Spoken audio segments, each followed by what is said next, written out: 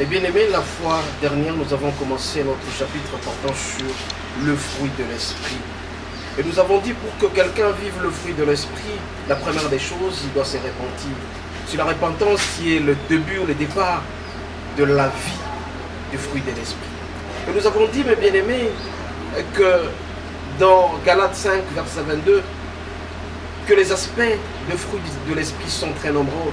Nous avons l'amour, nous avons la joie, nous avons la fidélité, nous avons la bénignité, la douceur, la tempérance, etc. et j'en passe.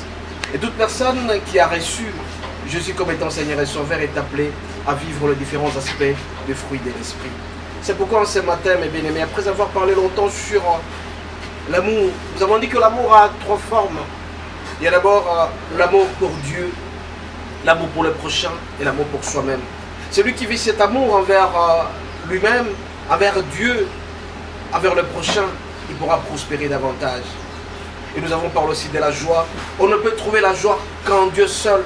Et toute personne qui veut vivre dans la joie, toute personne qui voudrait aller et avancer dans sa vie, doit éviter de trouver la joie ailleurs. Parce qu'il y a la plupart des gens qui pensent trouver la joie dans les femmes, dans la bière, dans autre chose. Alors qu'en réalité, la joie, on la trouve quand Jésus sait. Je vous ai dit qu'à travers Philippiens 4.4, on nous demande de nous réjouir seulement en Dieu, de nous réjouir seulement en Jésus. Et aujourd'hui, mes bien-aimés, nous allons parler de la fidélité, que le fruit, qui est l'aspect de fruit de l'esprit. Nous devons savoir que la vraie fidélité vient de Dieu. Dieu est toujours fidèle envers nous. Quand il signe l'alliance avec l'homme, quand tu signes avec l'alliance avec quelqu'un, il est toujours fidèle. Et sa fidélité subsiste de génération en génération. Sa fidélité fait en sorte que nous puissions bénéficier de certains avantages. Dieu a été fidèle envers Abraham, il a été fidèle envers Néhémie, il a été fidèle envers Moïse. Et tous ces mondes-là, quand on respecte tout simplement cette alliance avec Dieu, le Seigneur aussi à son tour va respecter cette fidélité. C'est pourquoi, mes bien-aimés, nous allons lire dans Psaume 146, verset 6. Psaume 146, verset 6, il a dit ceci. Il a fait les cieux et la terre, la mer et tout ce qui s'y trouve. Il garde la fidélité à jamais. C'est cette fidélité que le Seigneur a envers nous. Il ne trompe jamais. Le contraire de la fidélité, c'est la trahison. La plupart des gens pensent que quand ils font confiance à l'homme, ils ne seront jamais trahis. La confiance, on la met toujours en Dieu. Parce que Dieu est toujours fidèle. Et sa fidélité subsiste de génération en génération. Et toute personne qui s'approche du Seigneur verra en sorte que la fidélité du Seigneur est toujours là. C'est cette fidélité qui nous apporte la protection. Cette fidélité apporte la bénédiction. Tout ce que nous avons auprès de Jésus, nous l'aurons à travers la fidélité du Seigneur. Et toute personne qui est fidèle envers Dieu vivra certaines promesses de Dieu. Ce sont ces différentes promesses-là que le Seigneur nous demande d'obtenir en étant fidèle auprès de lui. Et nous allons lire, mes bien-aimés, dans Psaume 101. Psaume 101, verset 6, il est dit ceci. J'aurai les yeux sur les fidèles du pays pour qu'ils demeurent auprès de moi.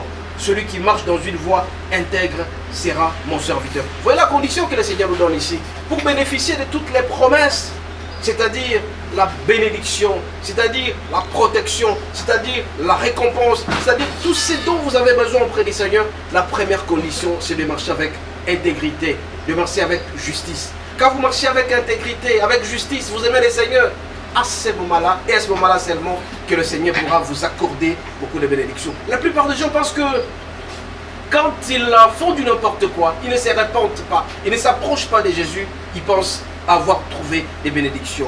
Mon frère, ma soeur, tu peux prier 1000 nuits, 1000 jours, mais si tu es toujours pécheur, tu ne marches pas dans l'intégrité, tu ne vas pas bénéficier des avantages et des promesses de Dieu. Mais un homme qui se répand et qui vient au Seigneur, qui dit « Seigneur, je suis un pécheur, je ne mérite même pas de m'approcher auprès de toi. » À l'exemple de cette femme, Madeleine, qui est venue auprès de Jésus et qui a jeté ses cheveux auprès de Jésus, qui a aspergé. Elle a reconnu qu'elle était pécheresse. Elle a reconnu qu'elle a commis des péchés. Alors quand tu te réponds, tu marches avec droiture, tu marches avec intégrité, le Seigneur t'aimera à jamais et tu vas bénéficier de tous les avantages.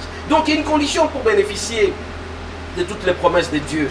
La première des choses, c'est de marcher avec intégrité, de marcher avec justice. Vous savez très bien, mes bien-aimés, que le Saint-Esprit, quand il vient en vous, il vous accorde beaucoup de choses. Et donc pour vivre cette bénédiction, pour vivre cette grâce, la condition aussi la plus importante, c'est de vivre la sanctification. La sanctification dans votre corps, la sanctification dans l'esprit. La plupart des gens pensent que quand on est saint du corps, on se purifie, on est chaste. Et la tête, si la tête est envahie par le péché, ce n'est pas une sanctification. Donc, vivez la purification, vivez la sanctification. Quand vous purifiez, vous venez auprès du Seigneur, vous allez bénéficier de beaucoup d'avantages. D'autres conditions que les gens ne parviennent pas à comprendre, c'est l'assistance dans l'œuvre des dieux. Beaucoup de gens ne veulent pas assister à l'œuvre des dieux, c'est-à-dire donner ce que vous avez auprès du Seigneur. En donnant auprès du Seigneur vos dîmes, vos offrandes, l'assistance aux pauvres et tout ce qui vous entoure, le Seigneur fera de merveilles auprès de vous, quelle que soit la situation. Dans notre pays actuellement, les gens disent que je suis souffrant, je suis malade, etc. Est-ce que tu as donné quelque chose au Seigneur? Est-ce que tu assistes le Seigneur? Est-ce que tu as pris du recul par rapport au péché? Ce sont les péchés, mes bien-aimés, qui nous séparent de l'amour de Christ. Pourquoi les gens souffrent? Les gens se posent des questions. Pourquoi seulement moi? Eh bien, c'est parce que tu as pris du recul par rapport au Seigneur. Eh bien, c'est parce que tu ne veux pas te sanctifier, tu ne veux pas te purifier. Parce que les promesses du Seigneur sont très nombreuses envers ceux-là qui le respectent. Prenez l'exemple d'Abraham. Abraham a accepté de quitter là où il était pour aller de l'autre côté parce qu'il doit respecter les normes, les commandements du Seigneur. Moïse aussi, il a pris les commandements de Dieu. Il les a présentés devant tout le monde. Et aujourd'hui, beaucoup de gens bénéficient des avantages du Seigneur, toutes les promesses du Seigneur, parce qu'ils se répandent, parce qu'ils aiment Dieu, parce qu'ils les respectent. Et bien aimé, certaines conditions de bénédiction sont très nombreuses. D'abord, il faut aimer Dieu de tout votre cœur, de toute votre âme. Vous pouvez aimer quelqu'un à côté de moi. Si vous n'aimez pas Dieu, c'est une condition sine qua non.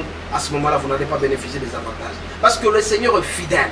Et comme il est fidèle, vous allez vivre des bénédictions de génération en génération. Quand vous les respectez, vous l'aimez. Le Seigneur honore ceux qui l'honorent. Le Seigneur donne à ceux qui lui donnent. Le Seigneur assiste. Vous voulez que votre mariage puisse aller de l'avant. Donnez-vous tout simplement au Seigneur. Le Seigneur est fidèle. Et comme il est fidèle, votre mariage sera heureux. Vous voulez trouver du travail? La première des choses, de vous donner totalement au Seigneur. Et comme le Seigneur vous protégera toujours, vous serez très heureux. Beaucoup de gens sont toujours malades. Ils se posent la question, qu'est-ce qui m'arrive? C'est parce qu'il y a l'esprit de maladie qui vous a été transmis et qu'il faut demander au Seigneur que ça prenne fin. Ça ne peut prendre fin que si jamais le corps du Christ est en vous. Vous êtes envahi par le Christ. Vous êtes envahi par l'Esprit Saint. C'est le Saint-Esprit qui viendra vous aider. Le Saint-Esprit, mes bien-aimés, nous accorde beaucoup d'avantages.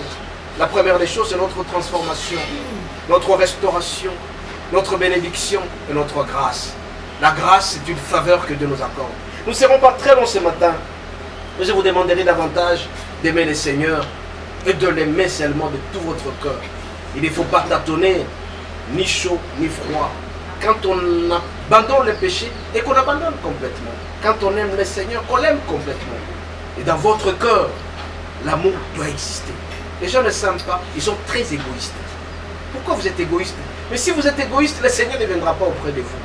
L'égoïsme ne nous parvient pas à nous accorder des bénédictions. Nous sommes très heureux ce matin, encore une fois, à travers notre émission, de vous dire que vous devez vivre la fidélité. Puisque Dieu est fidèle, il vous accordera tout ce que vous allez demander. Mais à condition que vous puissiez respecter le contrat, cette alliance avec Dieu. Et si vous respectez cette alliance, vous allez vivre beaucoup de bénédictions. Il aura un regard sur vous. Donc il va vous protéger. Partout où vous passez, il sera avec vous. Mais marchez avec intégrité et justice. Il va vous bénir davantage. Il va vous protéger. La protection, c'est sur tout le plan. Votre corps, vos fortunes, ce que vous avez comme argent, il va garantir votre vie. C'est cette garantie de votre vie qui fera en sorte que vous puissiez prospérer. Encore une fois, on ne sera pas très long ce matin. Je vous demanderai de vous incliner devant votre écran en train de prier le Seigneur pour qu'il nous accorde cet avantage. Nous allons prier. Notre élu, notre roi, c'est toi qui accordes toutes les promesses possibles. C'est toi qui accordes la bénédiction, la protection et la grâce. Nous voulons que nous puissions toujours demeurer fidèles auprès de toi. Puisque toi, tu es fidèle, tu es toujours fidèle. Tu n'as jamais trahi, mais nous les hommes, nous te trahissons davantage avec notre comportement. Aidez-nous à pouvoir nous repentir, à aller de l'avant, à t'aimer davantage, à te donner pour que l'évangile puisse aller de l'avant, à nous abstenir de tout ce qui pourra nous salir. Aidez-nous à nous purifier, à nous sanctifier, à t'aimer davantage. Quand nous t'aimons davantage, Seigneur, nous allons apprendre le principe selon lequel la crainte de l'Éternel est le commencement de la sagesse. Sois avec nous, nous t'avons ainsi prié. Au nom de Jésus. Amen. Amen. Et bien aimé, je rappelle ici que nous avons le 3 compartiments de notre ministère, Matenda Ministry. Je rappelle que nous avons la parole de vie, que nous faisons régulièrement mardi, jeudi et samedi. Nous avons investi dans l'œuvre de Dieu. Il faut investir dans l'œuvre de Dieu. Quand vous investissez en lui, vous aurez cet avantage. Et nous avons en troisième lieu la parole de vie que nous faisons régulièrement. Soyez branchés, vous allez nous suivre à travers les YouTube et tous les éléments possibles. Que Dieu vous garde et à la prochaine. Ciao.